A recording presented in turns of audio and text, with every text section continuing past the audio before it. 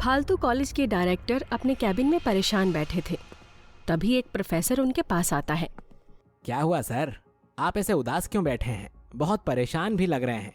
अगर आप चाहें तो मुझसे शेयर कर सकते हैं, शायद कोई सल्यूशन मिल जाए। अब तो मैं क्या बताऊं प्रोफेसर, कॉलेज के कुछ लड़कों ने नाक में दम कर रखा है। सब के सब गलत आदत में पड़ गए हैं, सब नशा करते हैं। मैं बहुत परेशान हो गया हूँ। हाँ सर, आप बिल्कुल सही बोल रहे हैं, पर मेरा सुझाव तो ये है कि सर आप कोई साइकोलॉजिस्ट टीचर बुलवाइए जो उनके नशे की लत को छुड़वा सके। अरे ऐसा नहीं है कि मैंने टीचर को नहीं बुलाया था, लेकिन ये लोग इतने हरामी हैं कि इन्होंने उस टीचर को इतना परेशान किया कि टीचर खुद ही कॉलेज छोड़कर भाग गया। तो सर आपने इनके घर वालों से बात नहीं की? बात तो करी थी, पर उसका भी कोई नतीजा नहीं हुआ। ये सब अमीर बाप के बेटे हैं और बड़े बड़े घरों से हैं। अब ना इन्हें निकाल सकते हैं और ना ही रख सकते हैं, क्योंकि इससे दूसरे अच्छे स्टूडेंट्स पर फर्क पड़ेगा। अच्छा, तो ये बात है सर, मुझे इसके बारे में नहीं पता था। अरे तुम्हें कैसे पता होगा, तुम तो कुछ दिन पहले ही आए हो। पता नहीं क्या होगा इन बच्चों का और मेरे कॉलेज का, क्योंकि अगर इनको कॉलेज से निकाल दिया तो मैनेजमेंट मेरे ऊपर सवाल करेगा कि आखिर क्यों इतने सारे स्टूडेंट चले गए। ये बात तो आप सही बोल रहे हैं सर, कुछ ना कुछ तो करना ही होगा।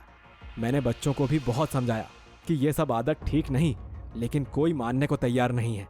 उल्टा मुझे ही सुना देते हैं। अब इतने बड़े बच्चों पर मेरी क्या चलेगी।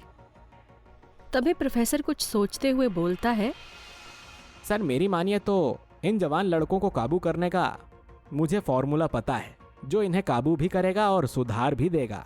क्या फॉर्मूला है, मुझे भी बताओ। मैं तो आज ही उन्हें सुधारने के लिए इस फॉर्मूले का इस्तेमाल करूंगा।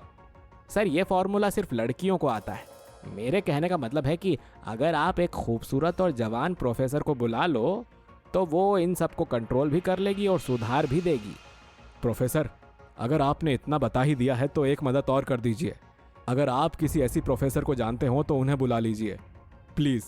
जी सर, मैं एक ऐसी प्रोफेसर को जानता हूँ जो खूबसूरत और जवान दोनों है। लेकिन क्या? सर वो दुगनी सैलरी लेती है। अरे उसकी चिंता तुम मत करो, वो जितनी भी चाहे सैलरी ले ले, पर बस इन हरामखोरों को सही कर दे। इनको जो गंदी आदतें पड़ी है उन आदतों से इनको बाहर निकाल दे।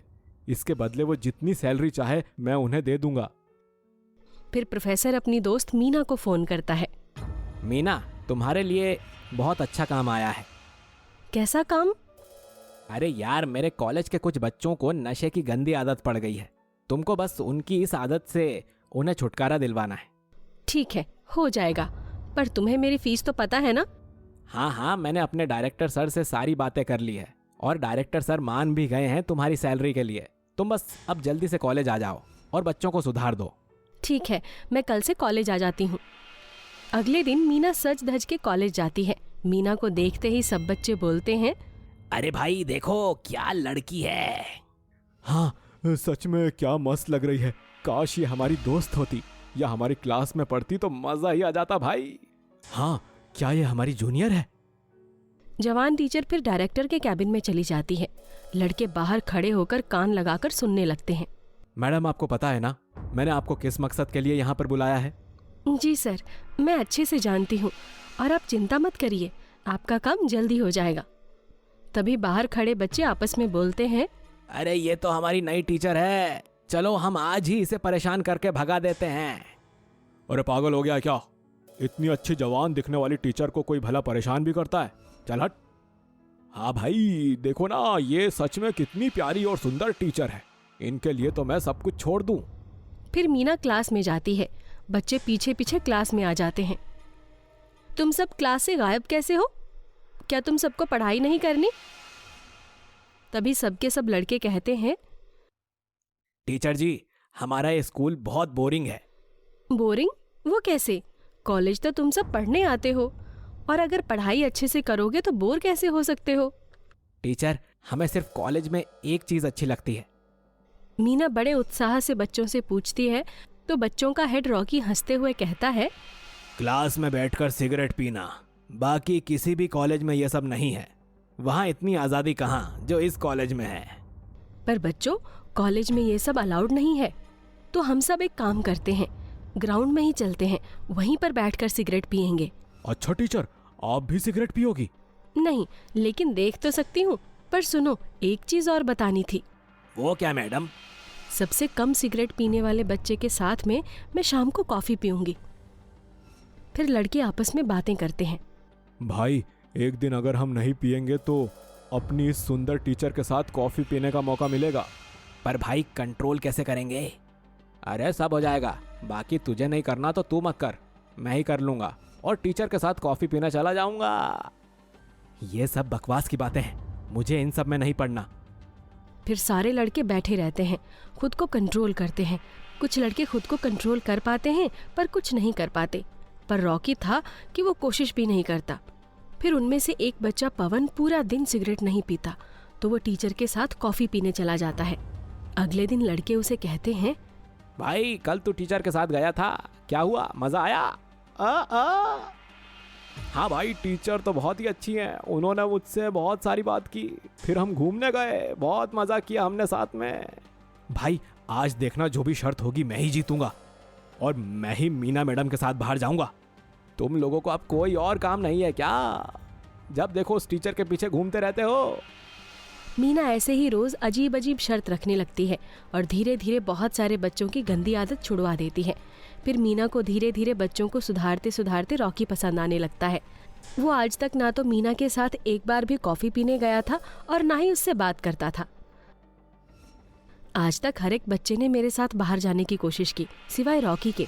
इस लड़की में कोई तो खास बात है जो मैं इसकी तरफ खींच रही हूँ। फिर मीना ने रॉकी की हिस्ट्री निकाली तो उसने पाया कि रॉकी को एक लड़की धोखा देकर चली गई है और वो उसके गम में ही नशे की आदत में पड़ गया है। तो मीना उससे दोस्ती करने के लिए हाथ बढ़ाती है।